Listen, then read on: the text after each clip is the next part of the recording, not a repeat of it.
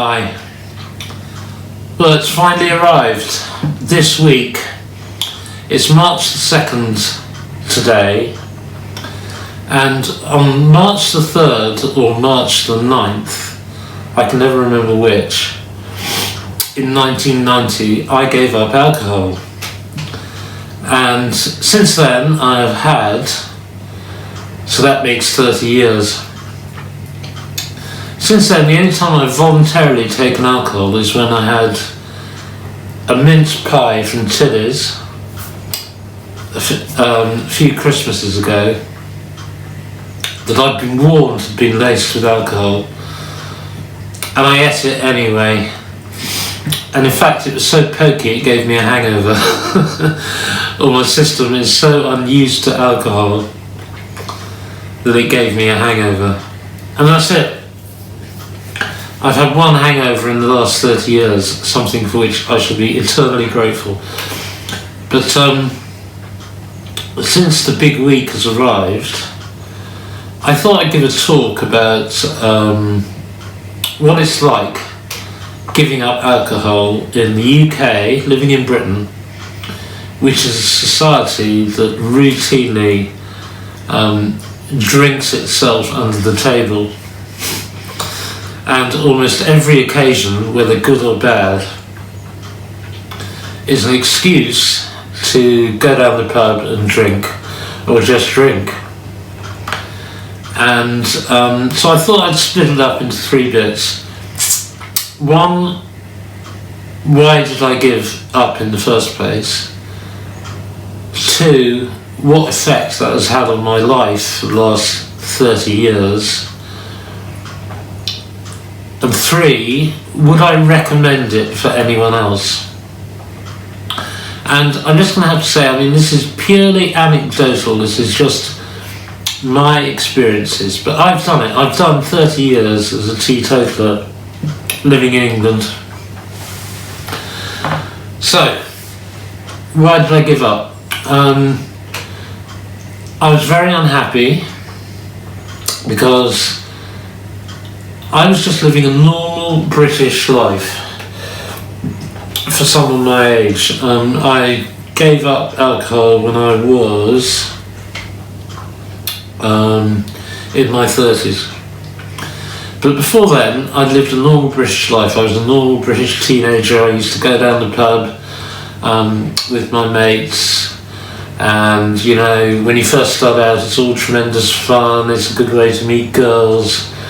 It's, you know, it's what you do in the UK. You go out, that is the weekend occupation, is going out to the pub and having a few. But over the years, that went on through my 20s and into my early 30s. And over the years, especially the last sort of 5 or 6 years of that time,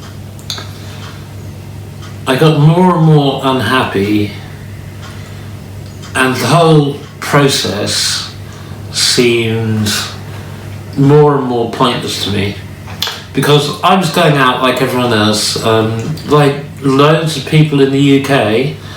I was living wage slip to wage slip. I was spending all my spare money on drink, going out in the pubs, a fantastic proportion really of my money. And I wasn't getting the enjoyment out of it that I used to. My hangovers were getting worse. It's something I'd done before a million times.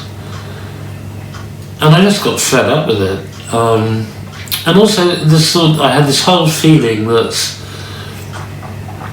you know, I was in a dead end. That this was it. If I didn't do something, this was going to be my life for the rest of my life. Going to work and going to the pub at the weekends. And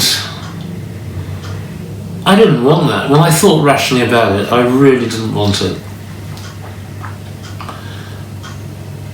It just seemed to be leading nowhere. So I made the dramatic decision to give up. And I should say that it wasn't that dramatic, because my father, for instance, had been teetotal. And as I said in my last alcohol video, he was a bomber command pilot in World War II, and he said his only claim to fame was having Bomber Command's only 100% teetotal aircrew, which was the case when he was flying Armstrong Whitworth Whitleys over the Bay of Biscay on the anti-U-boat patrols in the war. He then went on to fly Stirlings, which required more crew, and he couldn't, in the whole of the RAF, he couldn't equip his Stirling with a 100% teetotal crew. So there we go, he was very proud of that. But yeah, so it wasn't that dramatic, because I had my teetotal father as an example. Although, to be honest, I didn't want to end up like him. I did it for entirely different reasons. Yeah. But that was it. I was just generally dissatisfied. It seemed like a dead end. I was spending all my money, and I was drinking so much by that stage that when I woke up the next morning, not only did I have, really fierce hangovers, which impaired my performance at work on Mondays, but also, sometimes I couldn't even remember what I'd done, who I'd been speaking to. Sometimes I couldn't even remember where I'd been, and yet I was skint again until the next payday. What was the point in that? So I gave up. Now, when I gave up, I thought that was going to solve all my problems, like my dissatisfaction with life, and it just make things better. But I assure you, it didn't. It actually made things a lot worse. Because once you've given up, this is the effect it had on me personally. I'll go on to talk about how it affected my relations to, society and the rest of the world. When you give up, it sort of forces you to face up to everything. All the things that you're blotting out with the alcohol and just thinking, sod it, I'll deal with that next week or what have you, and putting off. All of a sudden, it's not all of a sudden really, it slowly dawns on you that, oh my God. And the one thing that really brought it home to me was when I got stuck into my finances and worked out all my, finances, and I honestly couldn't work out how I'd managed to afford going out drinking in the first place. There was so much better uses for that money that, it wasn't true, and I'd been just pissing it up against the wall. And there's an awful lot of people in the UK who are doing that right now, I assure you. They're living work, payslip to payslip, and whatever's left they're going out and spending down the pub. And then next week it's rinse and repeat, rinse and repeat, rinse and repeat. And quite a few of them will never break out of that cycle. They'll be doing this until they retire in their 60s. And when they retire, they'll be, just carry on boozing themselves to death. If that's what you want to do, absolutely fine by me. I am not evangelical in the least bit. I gave up drinking because it suited me. And I thought it through and came to the conclusion it was the best thing to do. I don't think I was ever an alcoholic or anything like that. I mean, I never went to AA or anything like that. I didn't need to, because I wanted to give up drinking. And that was something that my previous mates, I wouldn't say previous mates because I remained mates with them, except I didn't go out drinking with them any longer,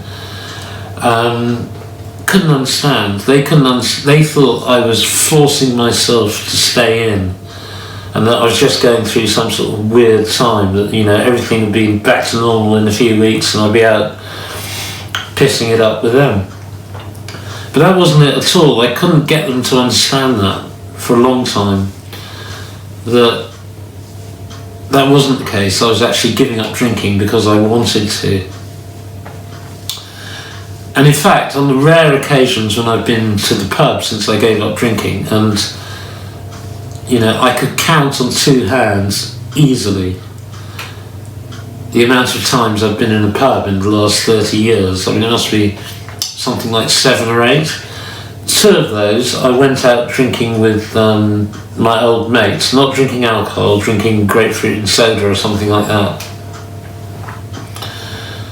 And it was unbearable. I mean, it was... And I've been exactly like these people. I'm not saying, I'm glad I went drinking and I'm very glad I gave it up. I'm not condemning these people in any way.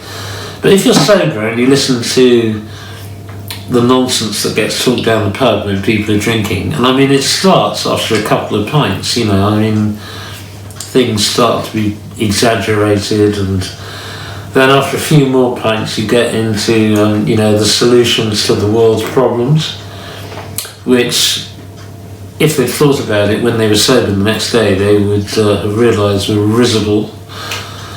The unfunny jokes, but jokes which, if you're drinking, are hilarious. And it was just so bloody boring, I'd rather be at home worrying about my finances, is what it boiled down to. And that was actually quite hard. The first years were quite hard because of that, because there's nowhere to run to. You can't hide, you just have to face up to everything and deal with it. Put in place measures to deal with it, some of which are uncomfortable, some of which, it's very difficult to describe. Perhaps I'd best describe it as how it affects your relations to the rest of society. Now, it's not common to be teetotal in the UK. It's much more common to have pub culture. And, in a lot of firms it's encouraged. They encourage their employees to go out to the pub after work and discuss the day's work and all this sort of stuff, and it is regarded as good camaraderie, if the workforce goes off down to the pub together, maybe on a Friday evening after the end of the working week, and chats and gets to know each other. It's assumed this is going to help them bond as a team and work better and all this. And perhaps for people who can drink socially, which I got well beyond that point. When I went out to drink, I was with my mates and we went out to get drunk. Perhaps that works. Perhaps in that sort of environment people are more restrained. I'd have thought in the long term it would give rise to more problems, unfortunate office romances and things like that, which could arise from one too many pints. And it's not common to give up drinking in the UK, so people don't really know how to treat you. Now, I avoid pubs like the plague, I just don't go into them. As I said, after that experience of being with my mates, I realised, pubs weren't for me. If you've given up smoking, why would you go to a cigar bar, which I think they still have in New York, and sit around with all these people who are smoking cigars if you've just given up? And it's the same with drinking, I'd given up drinking, so I didn't really want to sit around with a bunch of people who were drinking. If that's what they want to do, it's fine, and there's lots of people who could handle it. There were a few people who could handle it, some better than others. But I also know people who I was drinking with who died, like further on down the road, after sort of within 15 to 20 years after I'd been going out drinking. A couple of them died of liver failure. Yeah, they couldn't handle it. They drank too much and they didn't have the willpower to stop. Probably didn't want to stop, even though they knew it was killing them. So the rest of society doesn't quite know how to handle you, because I would never go down the pub. I mean, my worst nightmare would be an office Christmas party where everyone is drinking heavily, where everyone is putting on that false bonhomie, which is common at Christmas. And, you know, I can think of no situation where I'd be more uncomfortable or that I less wanted to be in. So the rest of society tends to treat you as, you know, you're a bit weird, you're a bit antisocial, and they don't really understand. But really it's the other way around. You know, they're being weird, they're the ones who are poisoning themselves. Although it's not weird when you consider the social context in that is herd behaviour, essentially. You fit in by behaving like that. So as far as society is concerned, you don't fit in all that well. And it is a problem. I mean, I've moved into Tewkesbury 5 years ago. I only know, you know, 3 or 4 people now because I don't go to pubs. If I went out to pubs, it'd probably be a lot easier. You know, I'd meet a lot more people and sort out a lot more things and get a few contacts. But as it is, I don't know, you know, I'm not from here. I don't know anyone. I didn't know anyone at all when I moved into town. And I don't know people's histories. You know, I don't know who knows who's in this gang, who hangs out with their... You know, all of it is a blank page to me. I just don't know anything. And that would be much more easily solvable if I was prepared to go down pubs, but I'm not. I just, it's just not me. You know, I'm probably not that sociable anyway. I'm a single child. I came to this country, went to live on a farm up in Herefordshire, where I was totally isolated, and I was going to an all-male school up in London, and my liberation only came when I got a moped when I was 16, which is a whole part of the reason why I'm so keen on motorbikes now. It's sort of ingrained, you know, freedom. Yeah. And that's the sort of attitude society has to you, is you're a bit of an outcast. And of course they then project onto you all sorts of bad traits. You know, he must be strange, he must be a loner, he must be this and that. None of it's true. You know, it does make you more difficult to get to know though, because in a British context, that is the social setting. And I don't go to anything where alcohol is served. I mean, I don't go to weddings, I don't go to funerals. I don't go to anything where I think alcohol is being served, because I just don't want to talk to these people. Even though I like them, even though, you know, like if I haven't, you know, had perfectly reasonable conversations with them and get on with them well and everything. If they want to go out drinking, that's fine with me, but, you know, I'm not going to be there. Yeah, so that's a bit awkward. That is a bit awkward, and it can be a bit isolating. So, I mean, if you're thinking of giving up drinking, that might be something you want to think about in advance. What sort of social activities you want to take part in. For me, when I gave up, I started playing loads and loads of squash. So instead of going down the pub, I used to go down the sports centre and play squash. And I could do, you know, I could go for an orange juice afterwards with whoever I'd been playing with, just to sort of cool down, and meet new people that way and that sort of thing. But I can't do that anymore because A, I'm too old, and B, my foot gave way eventually to plantar fasciitis. I got the name right. Just went twang in my foot.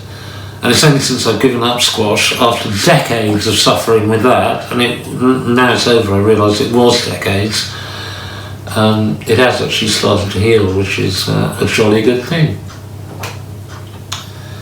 So that's society's attitude towards you. There are pros and cons. So this is a bit where I want to talk about whether I'm glad I did it. And the answer is absolutely. The pros vastly outweigh the cons. I'm probably not terribly sociable anyway, so I don't terribly miss the social side, although now I'm not playing squash and things, I do feel a bit isolated. The first couple of years when I lived here, I didn't have anyone to talk to at all, not a single person, and that was very, very difficult because, I was trying to grieve for my mum and all this. Yeah, that was difficult. So it can have repercussions a long way down the line as well. And you must be aware of that. You must be aware there are pros and there are cons. When I think of all the money I've saved from not, just pissing away up the wall, it's got to have been worth it financially. It was worth it career-wise until my mum became ill and I had to care for her, which of course collapsed everything. It's worth it because I can remember what the hell it is I've been doing. I can actually remember my life, and you do have more control.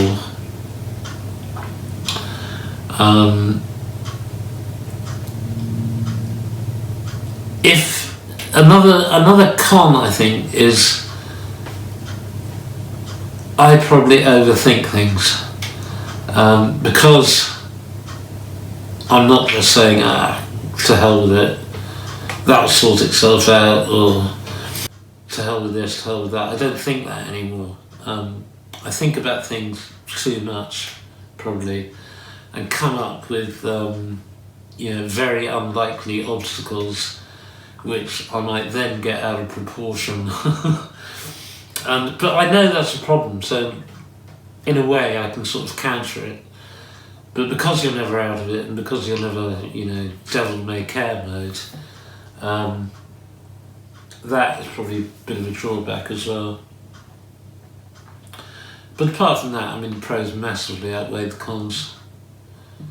Yeah, just the feeling of being in control is fantastic. Yeah, so that's it. I think I've covered what I want to say.